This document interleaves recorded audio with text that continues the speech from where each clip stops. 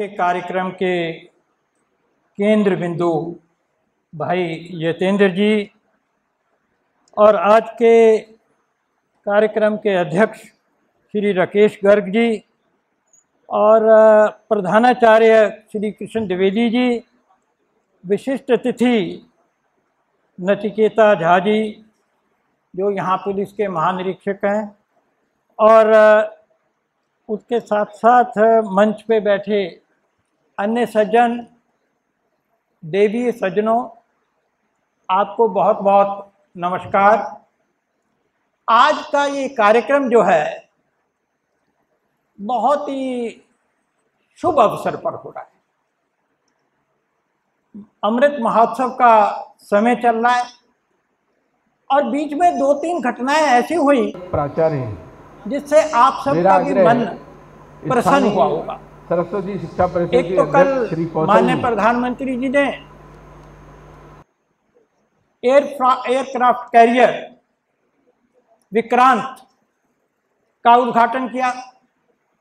विश्व में 4-6 ही देश हैं जिनके पास इस तरह के एयरक्राफ्ट कैरियर हैं। बहुत बड़ी बात है। और सबसे बड़ी बात ये कि ये देश में ही बना है। इस तरह की क्षमता 3 देशों से ज्यादा देशों में नहीं है। गर्व की बात है। और उससे ज्यादा गर्व की बात यह है कि उसके ऊपर जो इंसिग्निया है, जो उसका पहचान चिन्ह है, वो शिवाजी के द्वारा जो नौसेना बनाई गई थी, जो उसमें चिन्ह लगा था, करीब करीब वैसा ही चिन्ह विक्रांत पे लगा। हमारे पास पहले से भी एक है, उसका नाम विक्रमादित्य है। दूसरी बड़ी बात, IMF की इंटरनेशनल मॉनेटरी फंड, उनका जो प्रतिवेदन आया है और वो भी कल ही आया है, उसमें बताया गया कि भारत की अर्थव्यवस्था विश्व में 5वीं सबसे बड़ी है। पिछले वर्ष तक हम 6ठे नंबर पे थे।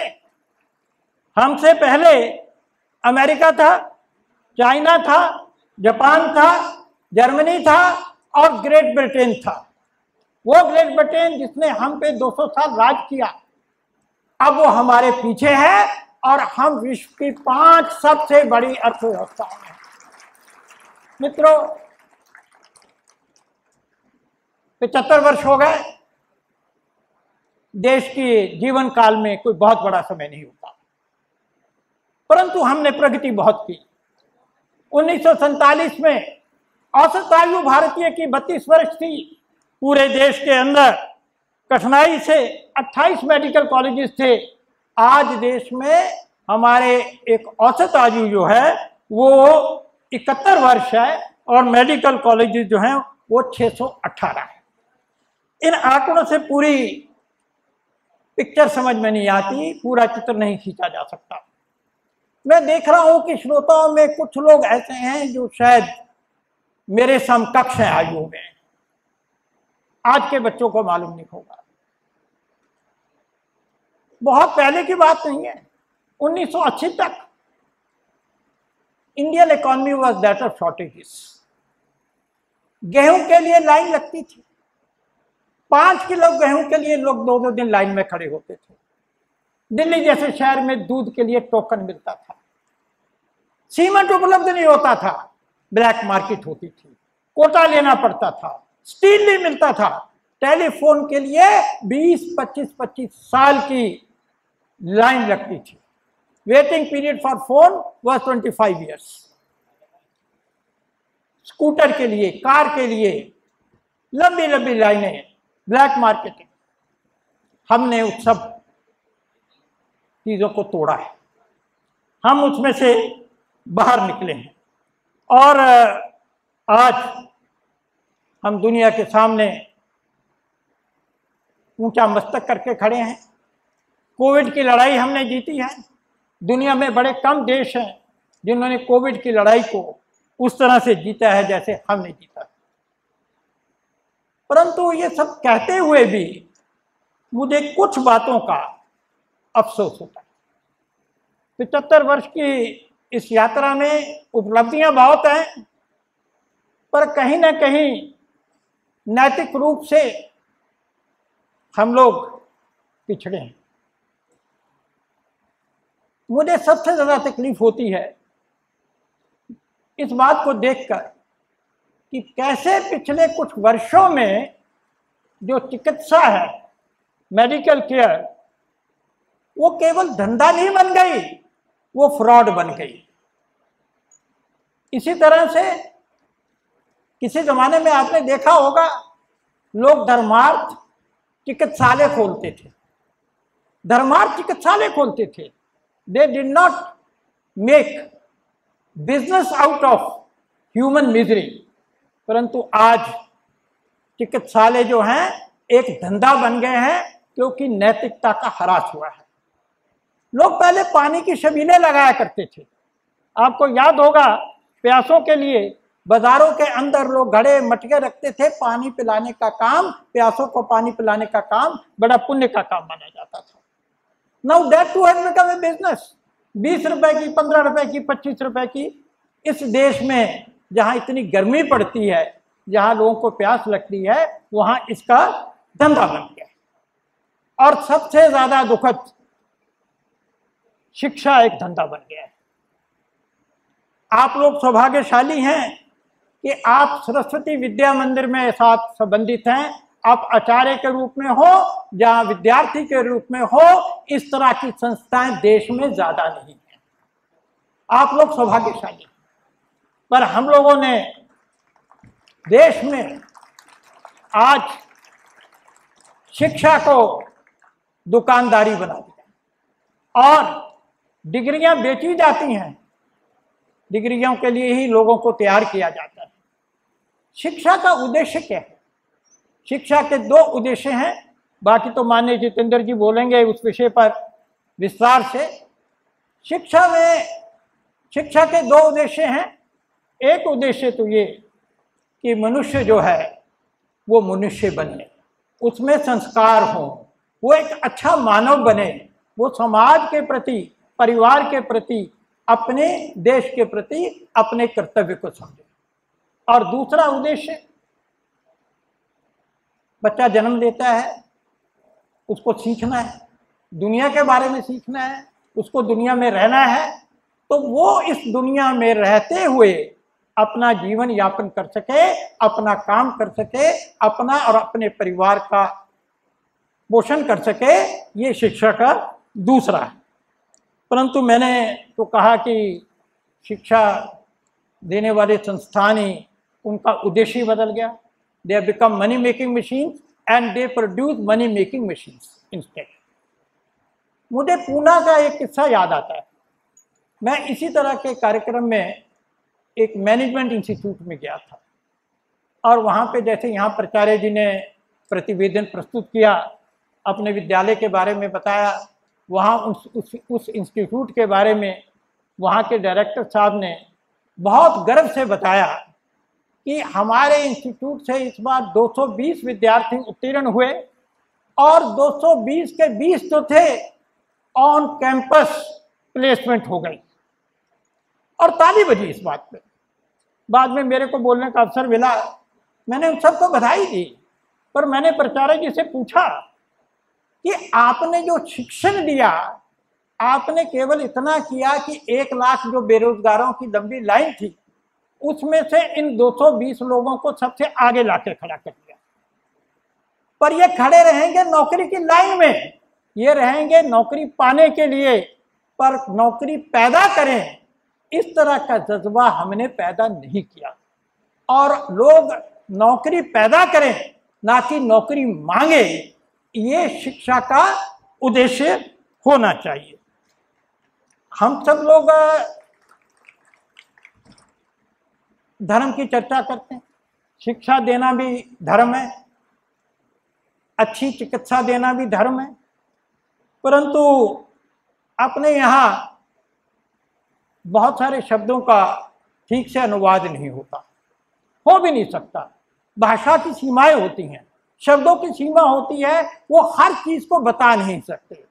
हम लोग आगरा में खड़े हैं, तो आगरे का पेठा मीठा होता है कि नहीं? आगरे का पेठा मीठा होता है कि नहीं? क्या स्वाद होता है उसका? मीठा होता है। और आम का स्वाद क्या होता है? थोड़ा जोर से बोलिए। अब आप प्रचारे लोग भी बैठे हैं, सब लोग बैठे हैं, क्या कोई भाषा ये बता सकती है कि आम के स्वाद के मीठे में और पेठे के मीठे में क्या अंतर है? नहीं बता सकती। शब्दों की सीमा होती है। और इसी तरह से धर्म का भी अंग्रेजी में कोई प्राय नहीं है। लोग कहते हैं रिलीजन।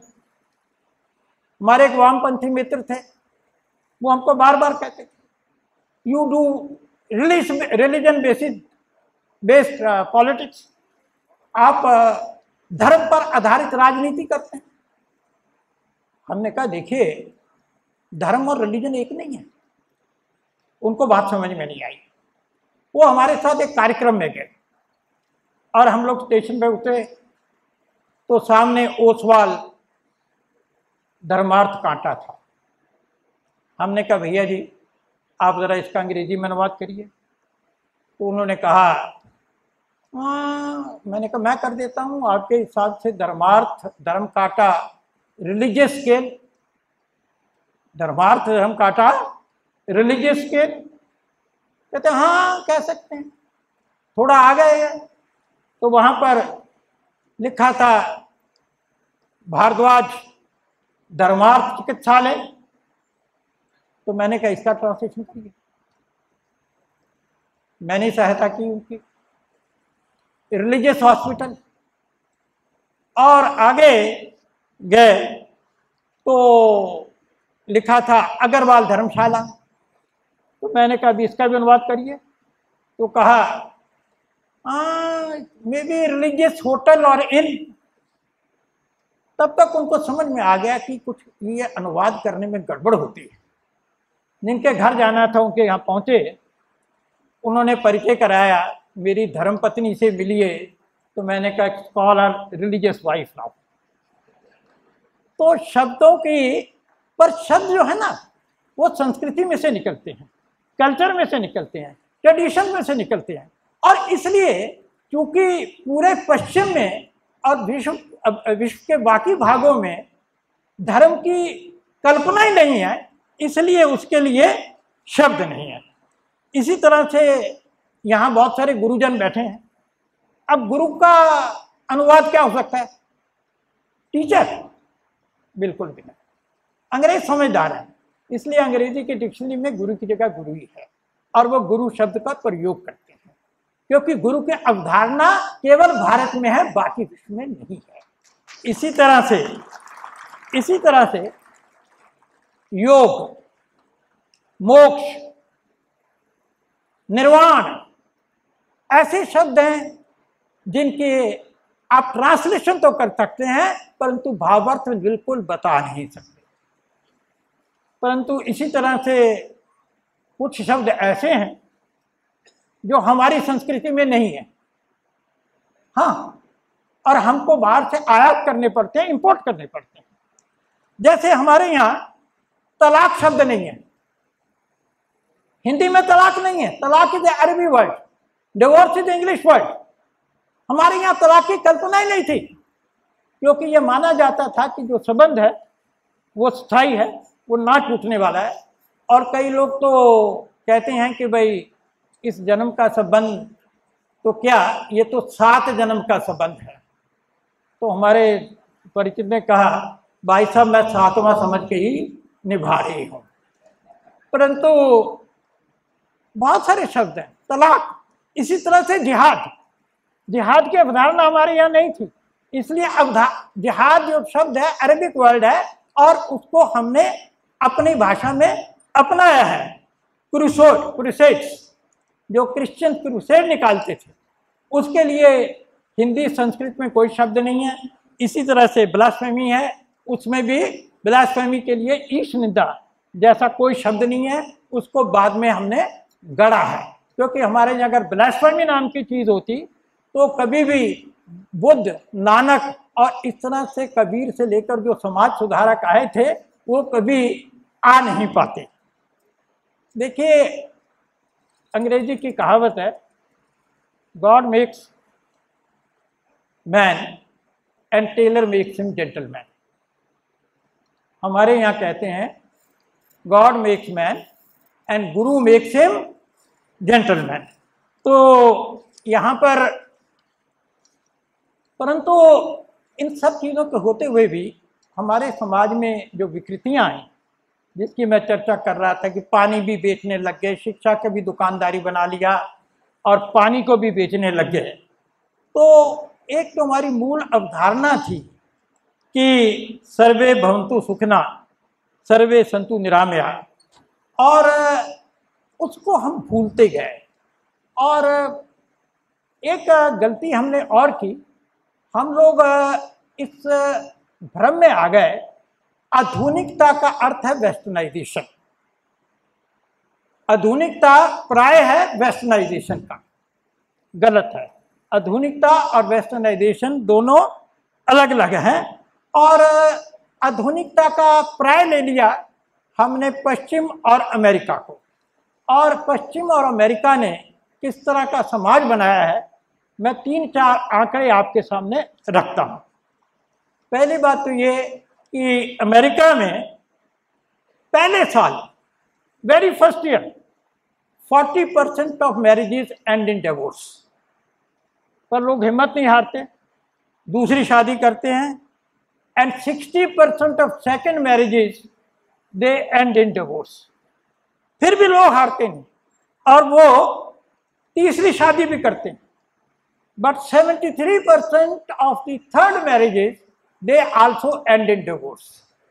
और 40% of American children, they don't stay with their biological parents. माँ बाप अलग हो गए, बच्चे कहाँ जाएं? माँ बाप के साथ नहीं रह पाते, अपने दादा दादी, नाना नानी, जब गवर्नमेंट के जो शेल्टर होम्स है वहाँ पर रहते हैं। और भारत की स्थिति क्या है? भारत में 1% divorce rate is less than 1%, और 1000 शादियों में से केवल 13 शादियां ही डिवोर्स तक जाती हैं। और पश्चिम के बाकी देशों का क्या हाल है? लक्समबर्ग में 87% of the marriages they and in divorce, Spain 65%, France 55%, Spain, Russia 51%। अब ये सब क्यों होता है? बड़ा मूल प्रश्न है। यहां पर 1000 में से 13 डिवोर्स, लेस देन 1%, और वहां पर 60-80%। ये सब संस्कार से होता है। जो संस्कार हम लोग ग्रहण करते हैं, घर से करते हैं, और जहां पढ़ते हैं और जिन लोगों के बीच घूमते हैं, उनसे जो संस्कार मिलते हैं वही सारे जिम्मेदार होते हैं। और संस्कार है तो परिवार है, संस्कार है तो परिवार है, परिवार है तो समाज है। संस्कार है, परिवार है, परिवार है तो समाज है, और समाज है तो हम हैं। समाज है तो हम हैं, हम हैं तो परिवार है, परिवार है तो समाज है। तो ये पूरा एक साइकिल है, और इसमें से अगर परिवार नाम की कड़ी टूट जाए तो पूरा का पूरा साइकिल नष्ट हो जाता है। और संस्कार मिलते हैं अपने विद्यालयों से, अपने गुरुजनों से, और इसके लिए मैं सरस्वती विद्या मंदिर जैसे संस्थानों का अभिनंदन करता हूं।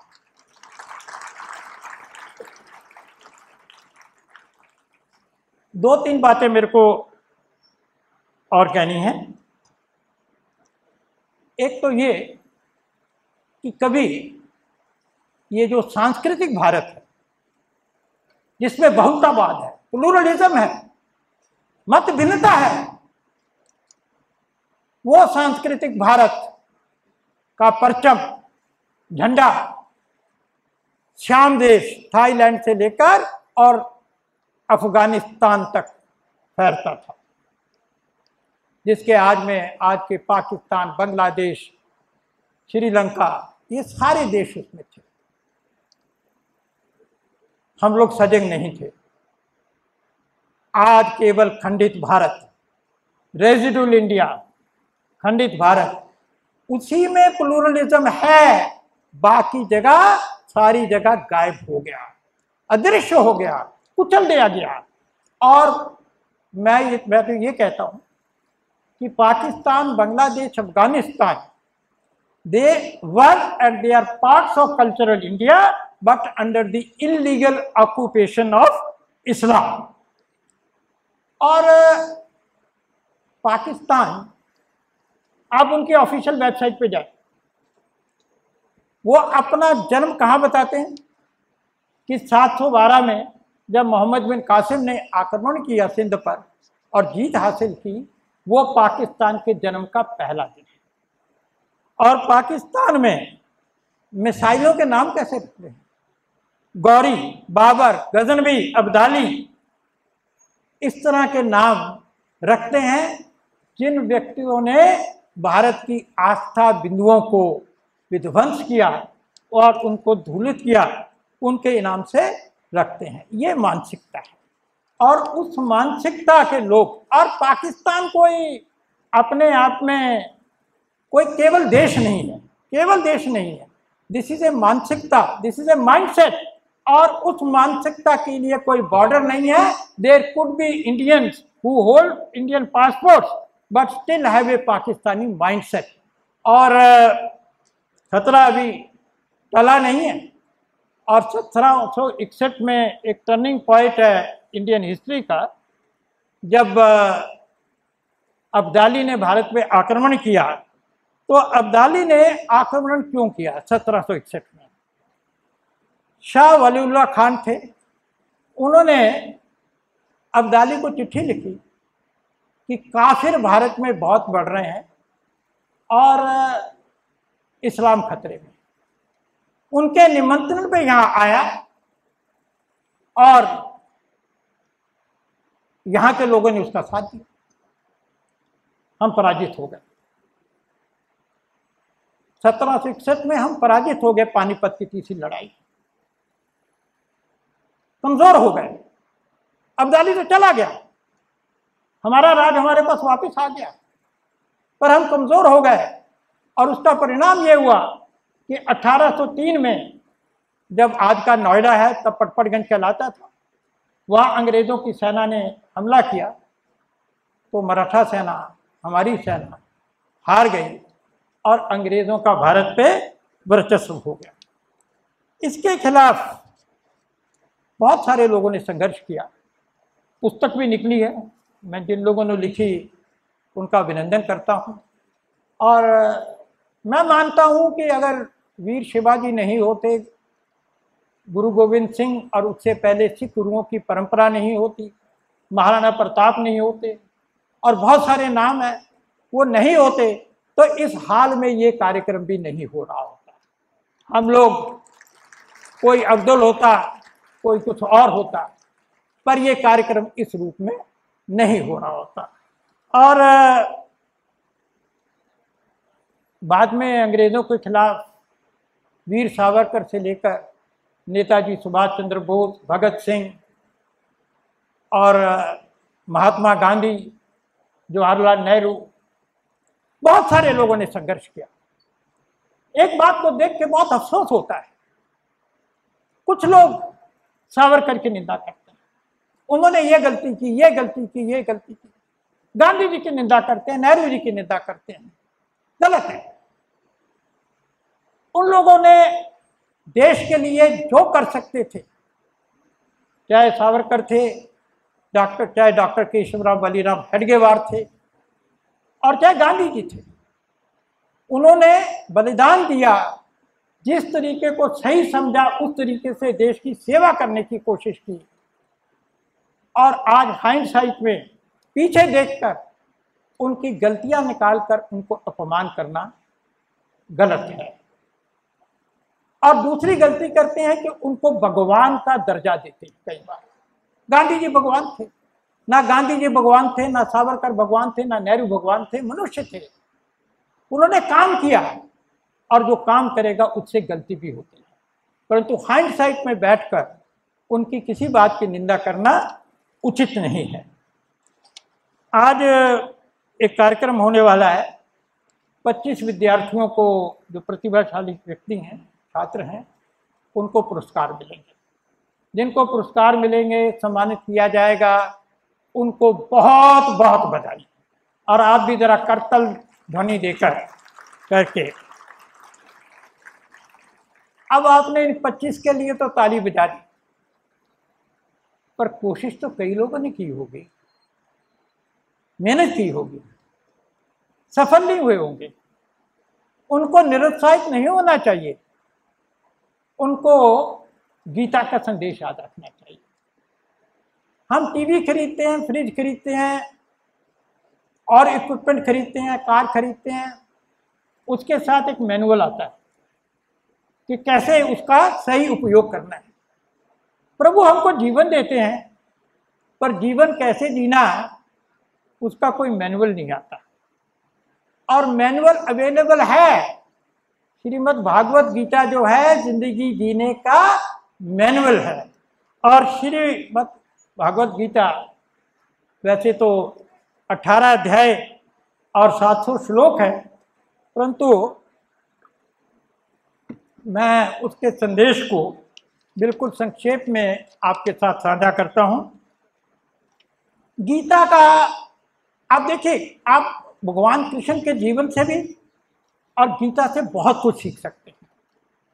हम में से कई लोगों को लगता होगा, कई विद्यार्थियों को लगता होगा, मेरी परिस्थिति ठीक नहीं है, मेरे घर पे पढ़ने का माहौल नहीं है, मेरे पिताजी ठीक नहीं है, मेरा घर स्कूल से दूर है। और हम में से बहुत सारे लोगों को लगता है कि हमारे साथ ईश्वर ने न्याय नहीं किया और इसलिए हम सफलता प्राप्त नहीं करते। हम लोग भगवान कृष्ण के जीवन को देखें, जन्म ही जेल में हुआ और जन्म के समय ही मारने का प्रबंध, और मारने का प्रबंध कौन कर रहा है? सगे मामा, सगे रिश्तेदार। और उसके बाद आप सब लोग कथाओं को जानते हो, कैसे कैसे उनको कष्ट हुए, परंतु उसके बाद भी आप भगवान कृष्ण को कभी पूरे जीवन प्रभात क्षेत्र में उन्होंने शरीर छोड़ा, कभी रोते हुए नहीं देखते, कभी दुखी नहीं देखते। वो जीवन के संघर्ष को करते रहते हैं, कर्म को करते रहते हैं, और उनका जीवन और गीता का यही संदेश है। वो कहते हैं कि आपको मोक्ष प्राप्त करने के लिए संसार छोड़ने की आवश्यकता नहीं है। संसार में रह के कर्म करिए, परंतु कर्म करते हुए फल की अपेक्षा मत करिए, फल मेरे पे छोड़ दीजिए। हमको भगवान कृष्ण के जीवन से और गीता से सीखना चाहिए। मैं आप लोगों के साथ एक कहानी साझा करना चाहता हूं। हमको बहुत बार लगता है कि हम लोगों ने बहुत परिश्रम किया पर मेरे साथ न्याय नहीं हुआ। उसको देखो, वो तो कुछ करता भी नहीं है ज्यादा, परंतु उसके बाद उसको जीवन में कितनी सफलता मिली, प्रमोशन उसको मिल गई, बिजनेस उसका अच्छा चल गया। हम लोग प्रभु के कैलकुलेशन के तरीके को नहीं जानते। दो मित्र थे, कथा है, मैंने बहुत पहले सुनी थी, पर बहुत प्रेरणादायक है। दो मित्र थे, मंदिर जाया करते थे, मंदिर में भजन किया करते थे, भोजन भी साथ ले जाते थे। एक दिन मंदिर में भजन कर रहे थे, प्रभु के सामने बैठे थे, बाहर बहुत तेज बारिश होनी शुरू हो गई। एक यात्री बहुत परेशान था, उसको मंदिर नजर आ गया, शरण ले ली, इन दोनों से मित्रता हो गई, वो भी भजन करने लग गया। शाम का समय हो गया, भूख लग गई, तो दोनों मित्रों ने कहा, मित्र आप भी हमारे साथ हो, हमारे पास कुछ रोटियां हैं, बांट के खा लेते हैं। अब ये दो लोग रोटी लाए थे, एक 5 लाया था और एक 3। एक लाया था 5 और एक लाया था 3। अब बंटवारा कैसे हो? तो कुल रोटियां कितनी हुई? अब उन्होंने कहा कि एक एक रोटी के 3-3 टुकड़े कर दो। तो जब 8 रोटियों के 3 टुकड़े हुए तो टोटल टुकड़े कितने हुए? 24। तीनों ने 8-8 टुकड़े बांट के खा लिए। बारिश बंद हो गई। वो यात्री जाने लगा। उसने कहा कि आप लोगों ने मेरी जान बचाई, आश्रय दिया, भोजन दिया। मेरे पास ये 8 सोने के सिक्के हैं, आप आपस में बांट लीजिए और मेरे को जाने दीजिए। 8 सोने की अशरफियां देके वो चलता बना। अब जिसने 5 रोटी दी थी उसने कहा मित्र, हम मित्र हैं दोनों, 4-4 बांट लेते हैं। दूसरे का 9, ये अन्याय होगा, दैट विल बी रॉन्ग। आपके पास 5 रोटियां थी, आप 5 रखिए और मैं केवल 3 लूंगा। मित्र अच्छे थे। झगड़ा हो गया, इस बात पे बहस हो गई। दोनों को समझ में नहीं आया। पुजारी के पास गए, कहा आप निर्णय करिए। पुजारी ने कहा मैं निर्णय नहीं कर सकता, अभी तो नहीं कर सकता, सोचना पड़ेगा। तीनों के तीनों, पुजारी भी वहीं सो गया, 8 सिक्के भी वहीं रह गए और दोनों सो। अब पुजारी भगवान जी से बात कर रहे हैं कि इनका निर्णय कैसे करूं, 4-4 दूं या 5-3 दूं? भगवान ने कहा 5-3 भी नहीं देने और 4-4 भी नहीं देने, 7 और 1 देना है। कितना देना है? 7 और 1। प्रभु ये क्या माया, पहले तो 4, 4, 5 और 3, ये 7 और 1 का चक्कर क्या है? ये कैसा न्याय है? प्रभु ने कहा देखो, रोटी के टुकड़े कितने थे? 24। जिसने 5 रोटियां थी उसकी रोटियों के कितने टुकड़े हुए? कितने टुकड़े हुए उसके? 15। और 15 में से उसने खाए कितने? 8। तो उसने बचाए कितने? 7। और दूसरे जिसने 3 रोटियां थी उसने कितने खाए? 9। उसकी रोटियों के टुकड़े हुए 9 और उसने कितने खाए? 8। तो उसका कंट्रीब्यूशन 1। तो प्रभु ने कहा कि न्याय ये है कि जिसने 7 बचाए उसको 7 और जिसने 1 लिया उसको 1। तो प्रभु के निर्णय को हम बहुत बार समझ नहीं पाते, उसका पर निर्णय बिल्कुल ठीक होता है। और मैं आपको 2 बातें कहना चाहता हूं अंत करने से पहले। एक तो आप सबका भविष्य बहुत उज्जवल है, आप सबका भविष्य बहुत उज्जवल है, क्योंकि देश का भविष्य बहुत उज्जवल है, क्योंकि देश का भविष्य बहुत उज्जवल है।